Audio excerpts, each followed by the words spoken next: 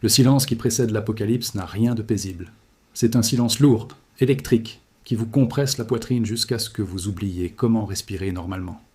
Je suis ici, dans une chambre d'hôtel quelque part au Moyen-Orient, et par la fenêtre, le ciel semble anormalement bas. Ce n'est pas le bruit des moteurs qui me réveille cette nuit, c'est l'absence totale de rumeurs urbaines. Les gens sentent que le sol va bientôt trembler. On ne parle plus de diplomatie dans les couloirs feutrés, on parle de trajectoires de missiles et de cargaisons de kérosène. Regardez bien les cartes. Ce que nous voyons en ce moment même, ce n'est pas une simple démonstration de force. Ce n'est pas une gesticulation politique pour obtenir quelques concessions sur un contrat pétrolier. C'est le plus grand déploiement militaire américain depuis la guerre du Golfe. Vous imaginez ? 30 ans de conflit, et nous sommes sur le point de surpasser tout cela en quelques heures. Des dizaines de F-35 Lightning, ces fantômes d'acier qui coûtent des milliards, ont quitté la base de Lakenheath en Angleterre pour se rapprocher des frontières iraniennes. Je peux presque entendre le sifflement de leurs turbines dans mon sommeil. 18 de ces monstres ont été comptés rien que sur une seule rotation. Et ils ne sont pas venus seuls. Les ravitailleurs, KC-135, les stations-service du ciel, tournent en orbite comme des vautours attendant que la curée commence. C'est terrifiant. On sent que la machine de guerre est lancée et que plus personne, ni à Washington, ni à Téhéran, n'a le pied sur le frein. On est à quelques battements de cœur d'une guerre totale. L'atmosphère est saturée d'une tension que je n'ai jamais ressentie auparavant. Ce n'est plus du journalisme de salon, c'est une plongée dans les entrailles d'un monstre qui s'apprête à hurler. Les experts militaires, comme Preston Stewart ou les éditeurs du UK Defense Journal, ne dorment plus. Ils voient les chiffres défiler. Des F-16 Fighting Falcon par douzaines, des F-22 Raptors, le fleuron absolu de l'aviation de chasse, qui se positionne dans l'ombre des radars. On ne déplace pas de tels atouts juste pour faire peur. On les déplace pour effacer une armée de la surface de la Terre.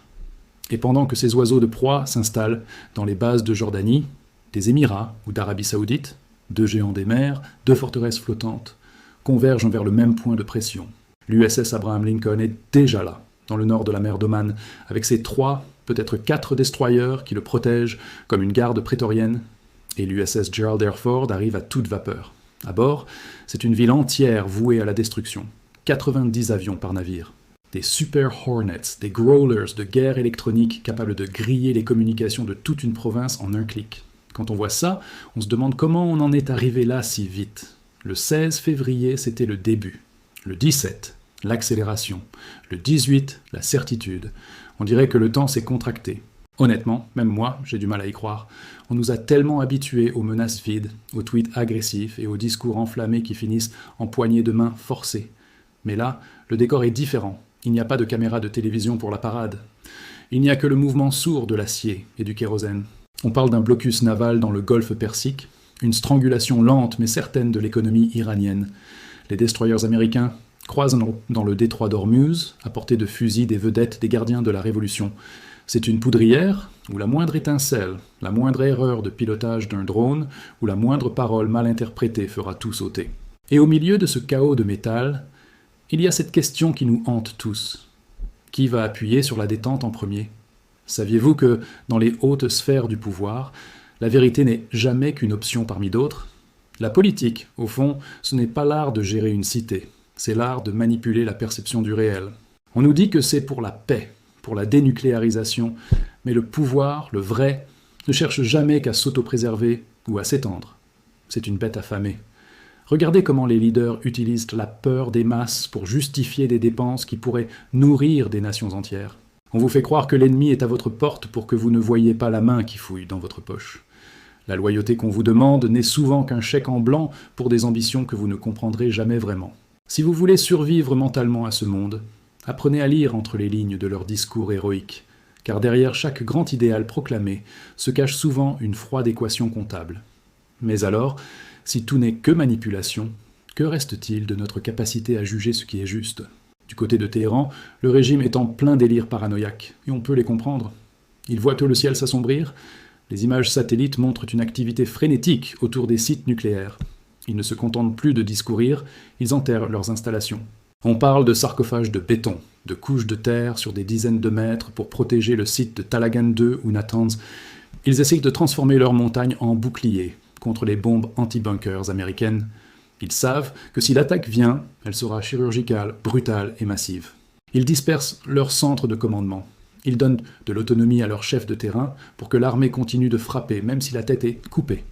C'est une stratégie de survie désespérée. Ils ont 2000 missiles balistiques prêts à être lancés, une épée de Damoclès qui pèse sur toutes les bases américaines de la région et sur Israël. C'est ça, la réalité du terrain. 2 boxeurs poids lourds, épuisés par des décennies de haine, qui se regardent dans le blanc des yeux, sachant que le premier coup sera peut-être le dernier. Le plus étrange dans tout ça, c'est le silence de Washington sur les troupes au sol. On voit les avions, on voit les navires, mais où sont les soldats? Où sont les bottes dans la boue? Preston Stewart l'a bien noté. Il n'y a pas assez d'hommes pour une invasion terrestre. Cela signifie une seule chose. Les États-Unis ne veulent pas occuper l'Iran. Ils veulent l'annihiler depuis les airs. Ils veulent détruire ses capacités militaires, son programme nucléaire et son infrastructure en quelques jours, sans jamais avoir à patrouiller dans les rues de Téhéran. C'est une guerre de haute technologie, propre en apparence sur les écrans de contrôle, mais sanglante et dévastatrice pour ceux qui sont dessous. On se souvient de l'opération Midnight Hammer en 2025. C'était un avertissement. Mais ce qui se prépare pour ce week-end, pour ce 21 février, semble être d'une toute autre dimension. Les sources parlent d'une chance sur 10 que la diplomatie l'emporte. 90% de chances de guerre. Vous réalisez la folie de cette statistique, et pendant ce temps, à Genève, on joue la comédie humaine. Des diplomates s'asseyent autour de tables en acajou, boivent du café hors de prix et échangent des notes que personne n'écoute vraiment. La porte-parole de la Maison-Blanche, Caroline Leavitt, dit que la diplomatie reste la première option, mais elle refuse de fixer une date limite. C'est le langage codé pour dire « nous allons frapper quand nous serons prêts » et les discussions ne sont qu'un écran de fumée pour vous empêcher de voir l'attaque venir. Les Iraniens, eux, essaient de gagner du temps. Chaque heure de discussion est une heure de plus pour couler du béton sur leurs usines d'uranium.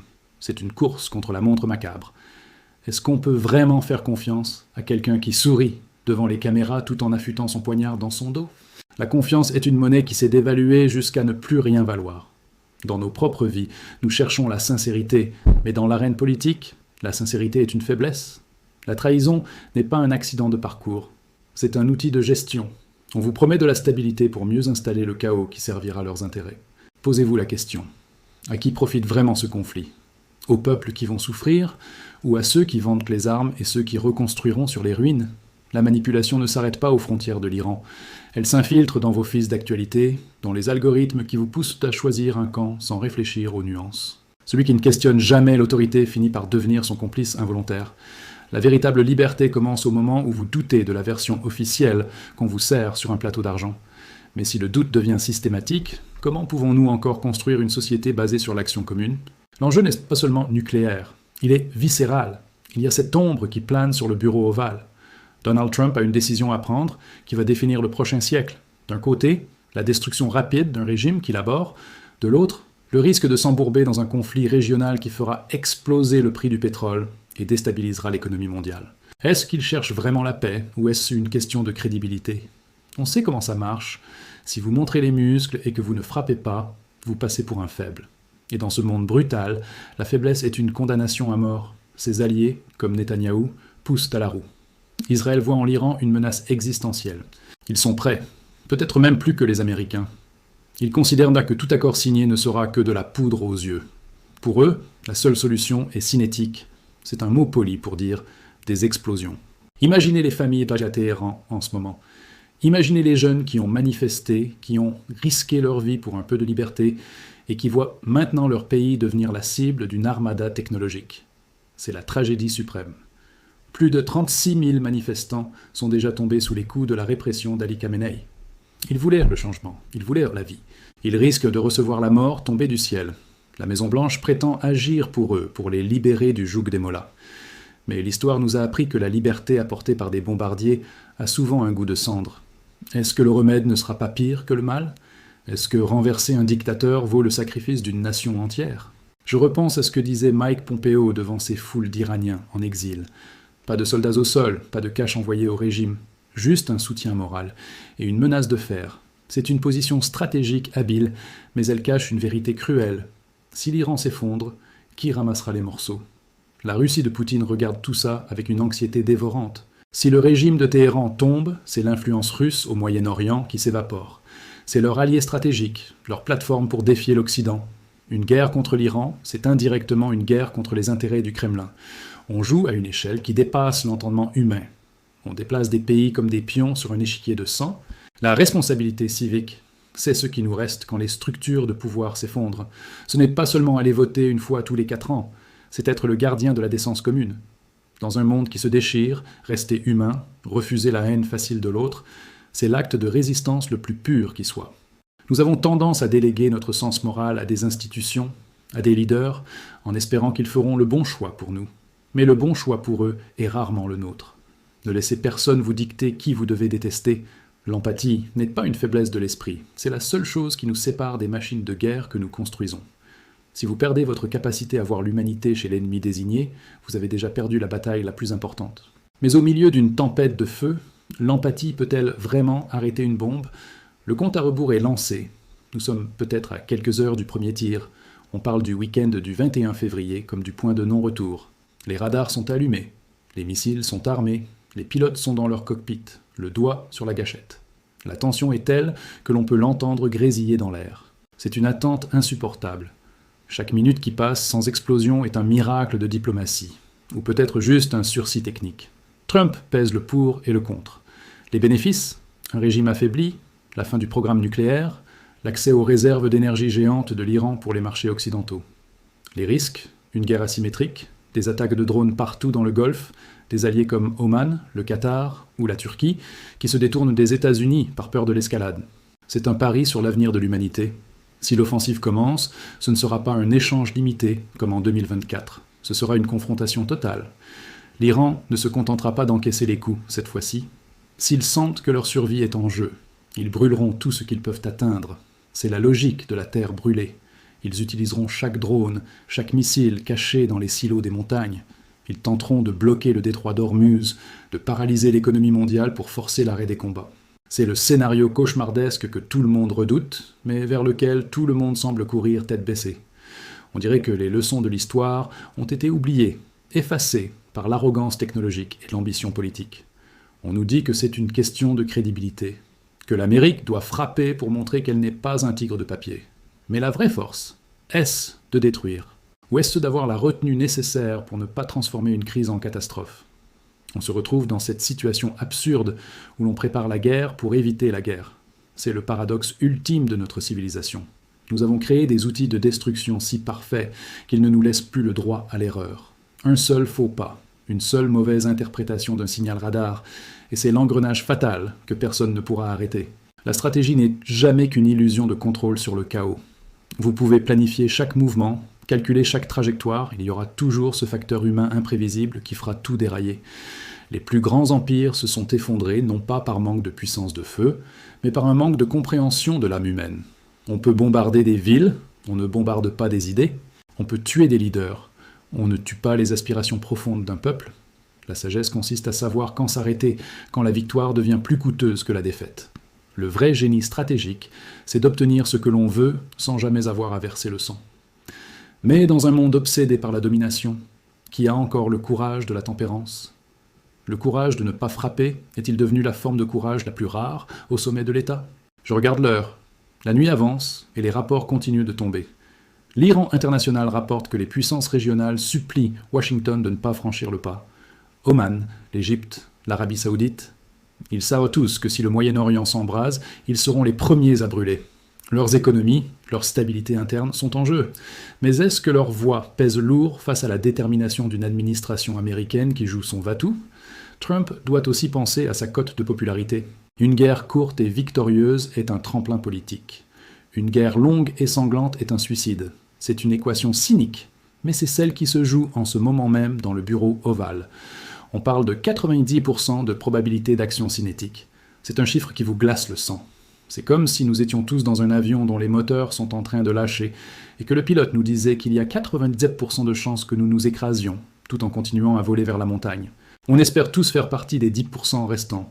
On espère une révélation de dernière minute, un accord secret, un geste de bonne volonté inattendu qui ferait retomber la pression. Mais l'acier accumulé autour de l'Iran crie le contraire. Le métal ne ment pas. Les réservoirs pleins de kérosène ne mentent pas. Les porte-avions en position de combat ne sont pas là pour faire de la figuration. L'heure de vérité approche. Ce week-end, le monde pourrait changer de visage.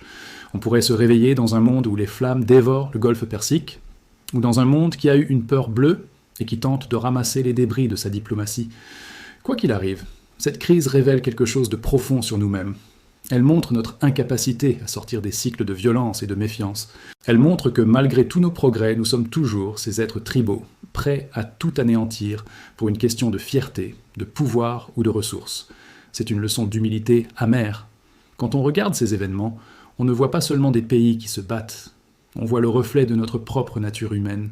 Nous sommes des créatures de paradoxes, capables des plus grandes avancées scientifiques et des plus grandes barbaries. Cette crise en Iran, ce n'est pas juste de la géopolitique, c'est le théâtre de nos propres peurs et de nos propres désirs de contrôle. Elle nous rappelle que l'ordre du monde est fragile, qu'il ne tient qu'à un fil ténu de décisions prises par une poignée d'hommes dans des chambres closes. La leçon que nous devons en tirer pour nos propres vies, c'est que le conflit commence toujours dans l'esprit avant de se manifester dans la matière. Si nous voulons un monde plus stable, nous devons commencer par stabiliser nos propres relations, par cultiver ce doute sain face aux certitudes absolues qu'on essaie de nous imposer. La politique nous montre souvent le pire de l'humanité, mais elle nous donne aussi l'occasion de réfléchir à ce que nous voulons être. Sommes-nous condamnés à répéter les mêmes erreurs jusqu'à l'extinction ? Ou sommes-nous capables d'apprendre que la véritable puissance ne réside pas dans la capacité à détruire l'autre, mais dans la force de construire avec lui, malgré les différences ? Le ciel commence à s'éclaircir ici. Une nouvelle journée commence. Peut-être la dernière avant que le bruit du tonnerre ne devienne permanent. Je vais continuer à observer, à écouter, à essayer de comprendre. Car même dans l'obscurité la plus totale, il reste toujours une petite lumière, celle de la conscience humaine qui refuse de s'éteindre devant la folie des grandeurs. Soyez attentifs. Ne détournez pas les yeux. Ce qui se joue là-bas nous concerne tous, car c'est notre avenir commun qui est sur la balance. Et au bout du compte, ce n'est pas le nombre de missiles qui définira notre réussite en tant qu'espèce, mais notre capacité à empêcher qu'ils ne soient jamais lancés. C'est la seule victoire qui compte vraiment. C'est la seule qui nous permettra de nous regarder dans un miroir demain matin sans avoir honte de ce que nous sommes devenus. À l'heure où les ombres s'allongent, souvenons-nous que la paix n'est pas l'absence de guerre, mais une vertu qui naît de la force de l'âme. Espérons que cette âme saura encore se faire entendre avant qu'il ne soit trop tard, car après le feu, il ne reste que les cendres, et le regret éternel de n'avoir pas su dire non à la folie quand il en était encore temps.